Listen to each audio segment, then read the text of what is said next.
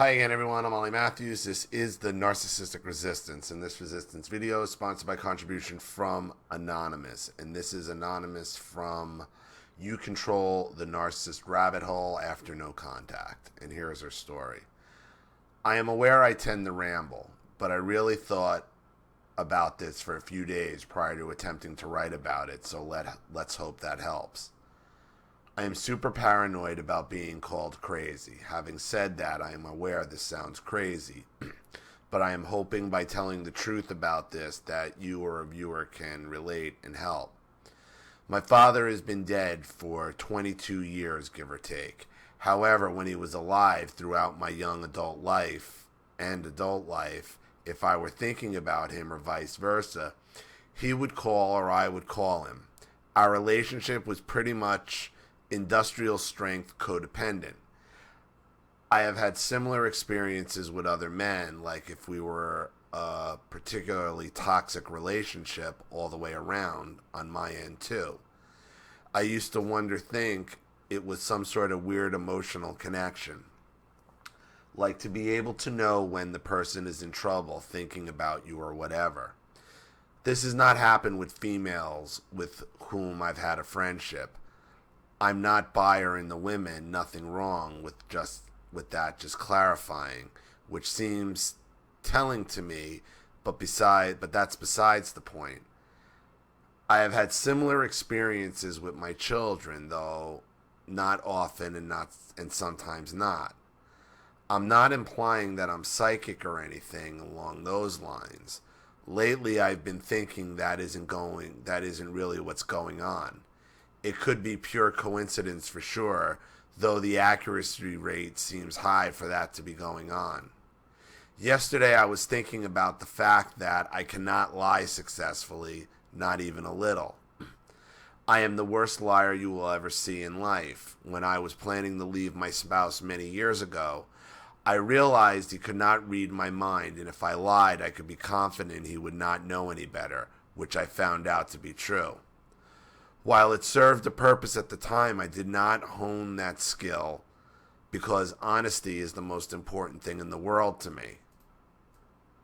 You know from experience when your entire existence is a lie growing up.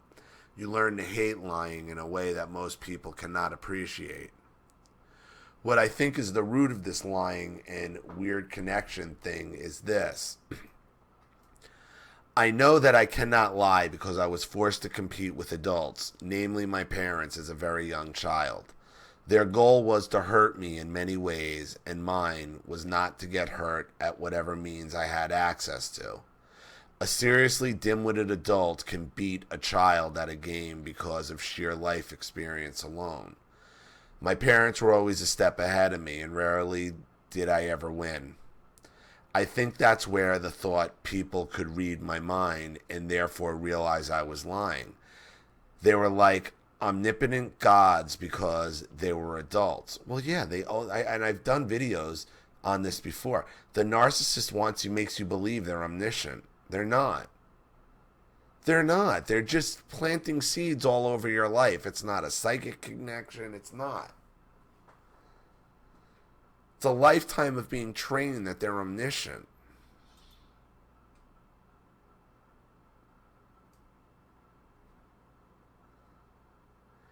There is some connection to this and the weird connection thing, but it's elusive. I cannot quite put my finger on it. It's as if they just get so deep in your head, whether we put them there, allow them there, I don't really know. It's not that different than being a puppet on a string. I hope you see where I'm trying to go with this. My relationship with my father was about as sick as it gets, no doubt about that. But at the same time, we were super close to the point where people would comment on it. Strangers even. It was like not being two separate people. Again, as a child, one really has no control over how one was groomed and whatnot. So back to the present, I still get that feeling like my ex is thinking about me or stalking me online. I think that might be just paranoia. Sometimes it states like he enjoys calling the one child who chooses to talk to him at dinner time on Mother's Day. That's an obvious bullshit move. Sometimes it happens randomly out of the blue, not associated with any dates, etc. Sometimes I feel that way, sure enough, or I'll get a text or something from him. Well, if you have kids from him, with him, I mean, it's a lot easier to predict his behavior, especially if it seems like one of his children is talking to him and the other one isn't.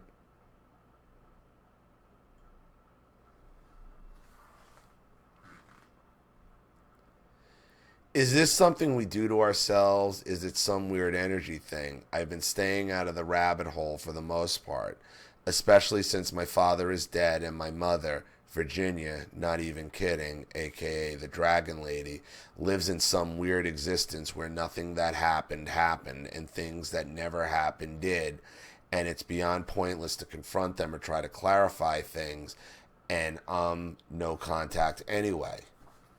The really subtle things seem to be coming to the surface, like little comments here and there, actions, etc. It's subtle things that are so insidious. It's admittedly more difficult to see the things my father, the covert narc, did because he was all I had. He used to tell me, it's okay, your mother doesn't love you because I do. I used to think he did that because it was true and he was trying to be nice. But now I recognize it was his way of isolating me so I wouldn't tell anyone about the sexual abuse. Yeah. Sometimes I think I'm never going to get over this. If you keep believing you had some kind of special connection to your father, you never will get over this. If you think that, look, most pedophiles and predators are very adept at making you think that they are omniscient, all-powerful beings, and you still have not accepted the fact that your narcissistic abuser is just human.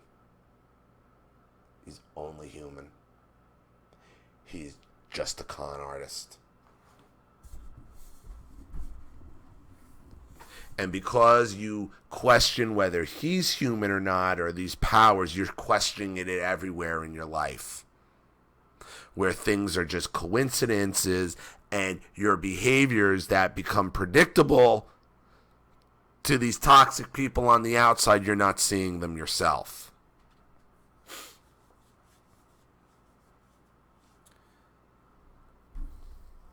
Since starting this writing, I've realized perhaps I'm trying to recapture that feeling. It's not normal to be so enmeshed with a person under any circumstances. Good parents certainly don't do that.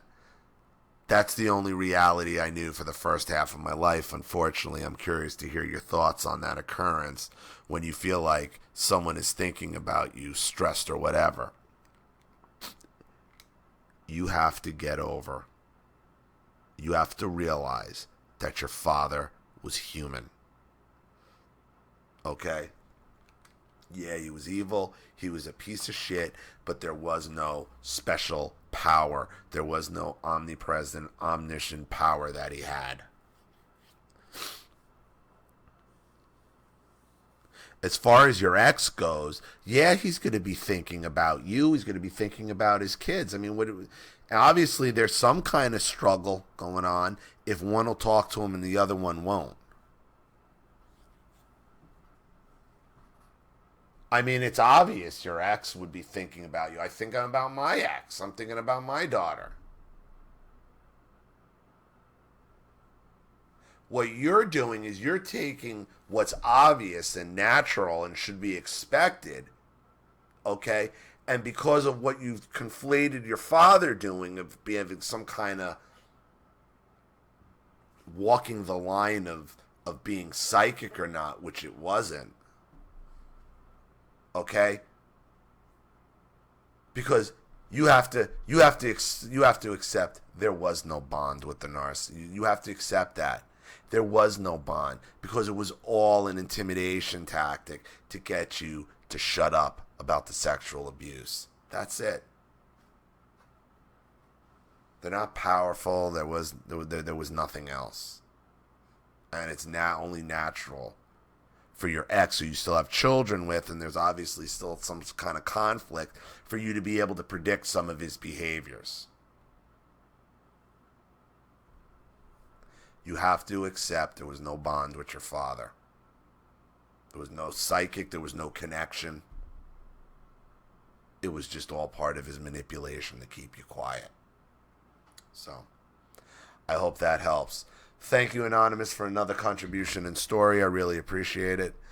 Thank you to everybody watching. Please leave any opinions or advice in the comment section below. And again, if you want your story read on the channel, you have a topic you'd like me to cover, a narcissist you'd like to expose, you'd like to set up Skype or a phone call, or have a private video made, or you'd like to sponsor a video like this for someone who needs help and can't afford it, or just make a contribution to the channel in general to keep it supported, growing, and successful, because this channel survives 100% on contributions from all of you. Without you guys, all this goes away.